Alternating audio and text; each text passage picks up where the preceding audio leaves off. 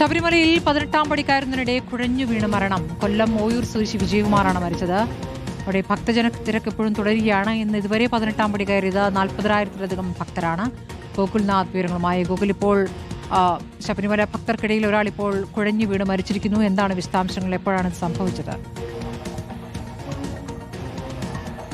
സ്മൃതി, ഒരു അല്പനിമിഷം മുൻപാണ് ഇത്തരത്തിൽ 18-ാം പടി ചവിട്ടുന്നതിനിടെ ദേഹാസ്വസ്ഥ്യം ഉണ്ടാകുകയും തുടർന്ന് കൊല്ലം ഓയൂർ സ്വദേശി 62 വയസ്സുള്ള വിജയകുമാറിനെ തുടർന്ന് 18-ാം പടിയിൽ നിന്ന് മാറ്റുകയും ചെയ്തു. മാറ്റി CPR നൽകുന്ന NDRF സംഘം എത്തി. NDRF സംഘം തന്നെ CPR നൽകുകയും ഒക്കെ ചെയ്തതാണ്. പക്ഷേ ദേഹാസ്വസ്ഥ്യത്തെ തുടർന്ന് പമ്പയിലെ ആശുപത്രിയിലേക്ക് മാറ്റാനുള്ള തീരുമാനത്തിനിടെ കൊണ്ടുപോകുന്ന വഴിക്ക് വെച്ചാണ് മരണപ്പെടുന്നത്.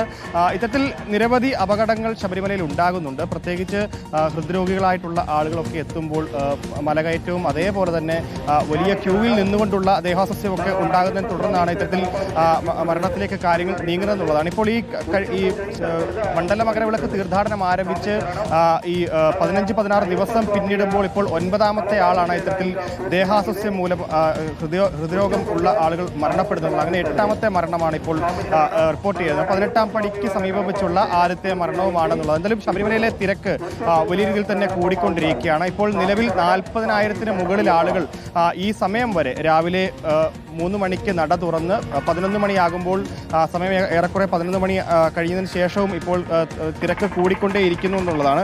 ദൃശ്യത്തിൽ കാണുന്നത് പോലെ തന്നെ വയ്യാത്ത ആളുകളെയൊക്കെ NDRF സംഘം തന്നെ പ്രത്യേക ക്യൂവിലേക്ക് മാറ്റുന്നുണ്ട്. പക്ഷേ അതിനപ്പുറത്തേക്ക് ദൃശ്യങ്ങളിൽ വളരെ വ്യക്തമാണ് നിലവിൽ ഫ്ലൈ ഓവർ അടക്കം തിങ്ങി നിൽക്കുന്ന ജനനിബിഡമായിട്ടാണ് കാര്യങ്ങൾ നീങ്ങുന്നതെന്നുള്ളതാണ്. പലയിടത്തും ആളുകളെ നിയന്ത്രിക്കുന്നുണ്ട്. വടം കെട്ടിക്കൊണ്ടാണ് സന്നിധാനത്തേക്ക് ആളുകളെ കടത്തിവിടുന്നത്. വടം കെട്ടി നിയന്ത്രിച്ചിരിക്കുകയാണ്. പലയിടങ്ങളിലും പോലീസും NDRFും നന്നായി പണിപ്പെടുന്നുണ്ട് ആളുകളെ കടത്തിവിടുന്നതിന്. കഴിഞ്ഞ ദിവസം 1 ലക്ഷത്തിൽ പരം ഭക്തരാണ് ശബരിമലയിലെത്തിയത്. സിവിൽ ദർശനവും അല്ലാതെ വെർച്വൽ ക്യൂ ബുക്കിംഗ് വഴി എത്തിയത് 80,000-ഓളം പേരും അല്ലാതെ സിവിൽ ദർശനവും കൂടെ കൂട്ടുമ്പോൾ 1 ലക്ഷത്തിൽ പരം ഭക്തരെത്തിയെന്നുള്ളതാണ് പോലീസിന്റെ ഔദ്യോഗിക കണക്ക്. കഴിഞ്ഞ ഞായറാഴ്ച ഇത്തരത്തിൽ ആള് കുറവുണ്ടായിരുന്നു. 2 ദിവസത്തിന് ശേഷം വീണ്ടും വലിയ ജനത്തിരക്കിലേക്ക് കാര്യങ്ങൾ നീങ്ങുകയും ചെയ്തു എന്നുള്ളതാണ്.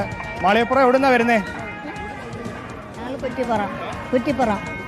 ഉണ്ടോ ഇന്ന്? നല്ല തിരക്കാണ്. നിയന്ത്രണം ഉണ്ടോ വരുന്ന വഴിക്കൊക്കെ? ഇല്ല, വരുന്ന വഴിക്ക് കുഴപ്പമില്ല. 1 മണിക്കൂർ എടുത്തു ഇവിടെ സന്നിധാനത്ത് വരെ എത്താൻ? ഇവിടെ 2 മണിക്കൂർ എടുത്തു. കുട്ടികളുണ്ടായോണ്ട് ബുദ്ധിമുട്ടുണ്ടായോ? ഇല്ല, കുഴപ്പമില്ല. എങ്ങനെ ഉണ്ടായിരുന്നു?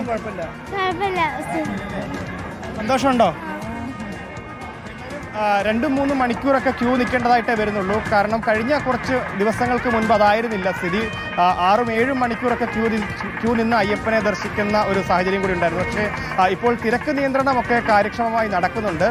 ഈ കാണുന്നത് പോലെ തന്നെ ഫ്ലൈ ഓവർ വഴി 2-3 ചുറ്റായിട്ടാണ് ആളുകളെ ഇവിടേക്ക് നിലവിലെത്തിച്ച് പിന്നീട് സന്നിധാനത്തെത്തി ദർശനം നടത്തി മടങ്ങുന്നത്. അതുകൊണ്ട് തന്നെ കാര്യക്ഷമമായി കാര്യങ്ങൾ നീങ്ങുന്നത് കൊണ്ട് തന്നെ ഭക്തജനങ്ങൾക്ക് വലിയ ബുദ്ധിമുട്ട് ഉണ്ടാകുന്നില്ല. കൃത്യമായി തന്നെ അയ്യനെ ദർശിച്ച് സുഖദർശനം നടത്തി മടങ്ങാനാകുന്നുണ്ട്. പക്ഷേ ഭക്തരുടെ എണ്ണത്തിൽ ഗണ്യമായ വർധനയുണ്ട് എന്നുള്ളതാണ്. ഭക്തജന തിരക്ക് കൂടുകയാണ്. പക്ഷേ തിരക്ക് നിയന്ത്രിച്ചുകൊണ്ട് തന്നെയാണ് എല്ലാവർക്കും ബുദ്ധിമുട്ടില്ലാത്ത രീതിയിൽ തന്നെയാണ് സന്നിധാനത്തെത്താനാകുന്നത്.